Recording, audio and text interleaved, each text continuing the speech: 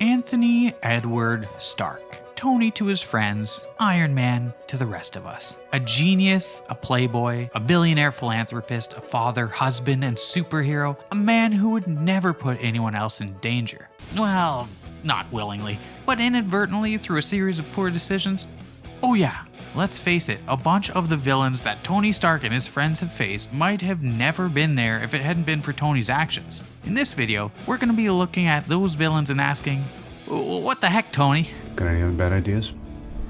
Try to think back to 2008, a different era, a different world in many ways. Think back to Jon Favreau's very first Iron Man and Iron Man's very first MCU villain, Obadiah Stane, aka Ironmonger. Now, it's not necessarily fair to say that Tony Stark created Obadiah Stane. Obviously, old Obadiah already held a pretty vicious grudge against Tony after Howard Stark made his son CEO of Stark Industries. Such a grudge, in fact, that he arranged for Tony to be kidnapped by terrorists. Overreaction much? And of course, it was that very kidnapping that led Tony to build his first Iron Man suit and eventually decide to follow the path of the superhero. So you could say in a way that Obadiah created Tony Stark. But in turn, it was that very Iron Man suit that inspired Obadiah to create his very own Ironmonger suit, resulting in an arms race of sorts and of course, the movie's explosive final act. So did Ironmonger create Iron Man, or did Iron Man create Ironmonger? Or did they just in fact create each other? Like, I don't know, let's just call it a 50-50, okay?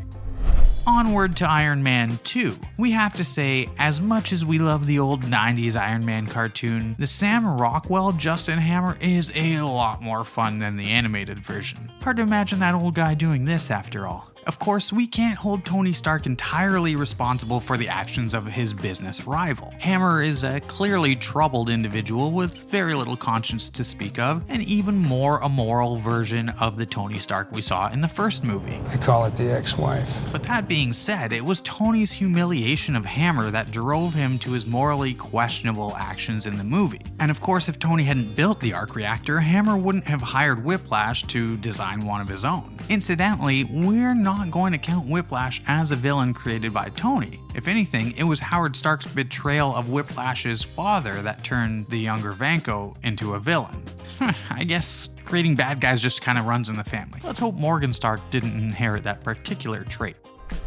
Picture the scene. You gather up all the courage you can find within yourself and you approach the billionaire tech playboy Tony Stark with an exciting proposition. He says he'll meet you on the roof later that night. You wait for him in the freezing cold while the rest of the partygoers celebrate the new millennium. Stark never shows up. You'd be pretty ticked off too, right? And obviously you would dedicate your life to becoming a tattooed, fire-breathing madman who fakes terrorist attacks in order to take over the United States of America. Obviously, right? What else would you do? Okay, so it's an extreme reaction, an extremist reaction, if you like. Sorry, we'll cut that in the edit. Nobody made Aldrich Killian a violent psychopath, but the fact that Tony Stark did treat him like crap set him on a path to villainy. Okay. 3 Iron Man movies, 3 Iron Man villains, you could argue wouldn't have gone off the deep end if it wasn't for Iron Man. Not a great batting average, Tony! And hey, we're not even halfway through the list. Okay, if we're talking about MCU villains who might have been created by Tony Stark, you can't get much closer than Ultron, an MCU villain who was literally created by Tony Stark. Yeah, I guess Bruce Banner helped. Of course, Tony would protest at this accusation. He may have built the Ultron program and the robots, but it was the interaction between the Ultron program and the Mind Stone that actually created the homicidal artificial intelligence. Sure, whatever, Tony. But whose idea was it to put the Mind Stone anywhere near the Ultron program?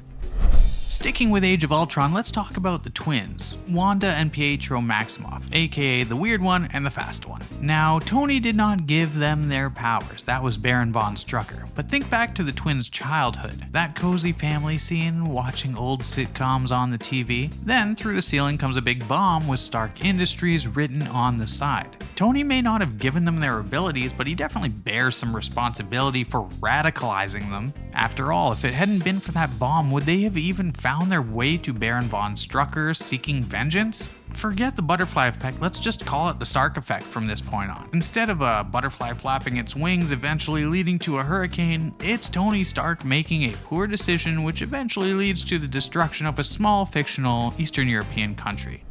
Oh, and while we're talking about Sokovia, hey, it's Zemo, everyone's favorite MCU Baron. No, don't pretend your favorite MCU Baron is Strucker. Nobody cares about Strucker. Sorry, even Joss Whedon couldn't write him out of Age of Ultron fast enough. Baron Helmut Zemo is another prime example of the Stark effect. In this instance of the famous phenomenon that we just made up a minute ago, Tony Stark accidentally created Ultron. That ripple effect led to the destruction of Sokovia. In the process, Baron Zemo's family tragically lost their lives. Result, Captain America Civil War. Of course, not everybody would respond to that kind of bereavement by hatching an impossibly complicated scheme to pit multiple Avengers against each other and tear them apart from the inside. But Baron Zemo, he isn't just anybody. Although we have to say Justin Hammer kinda has him beat when it comes to the dance moves. One thing you can say pretty definitively in Tony Stark's favor is that he was not responsible for the events of the first Avengers movie. He didn't create Loki, he didn't inspire Loki, Loki barely even knew who he was, and at that point, Thanos didn't really care about him either. Battle of New York, pretty unambiguous win for Tony and the gang. But the aftermath? That's where it gets complicated.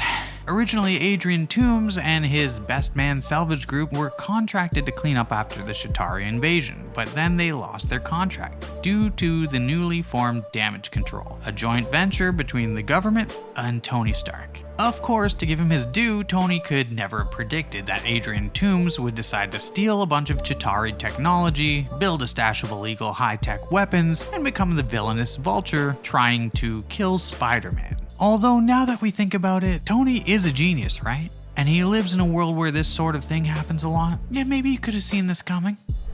By the time we get to Spider-Man Far From Home, poor Tony isn't even around anymore, but still new villains are coming out of the woodwork. Give the poor guy a break, will ya?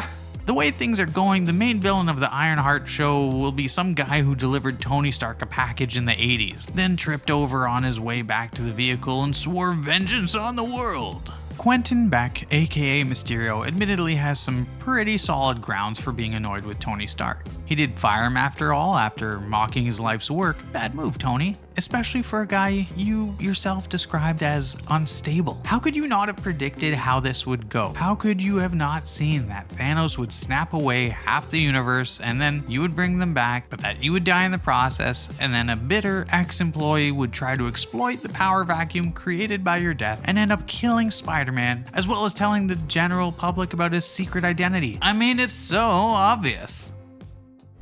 Okay, so with all that in mind, the big question was, overall, Tony Stark, positive or negative force in that Marvel Cinematic Universe? Well, don't worry, we've crunched the numbers, analyzed the data, and we can confidently state, unequivocally, with absolute certainty, that Tony Stark was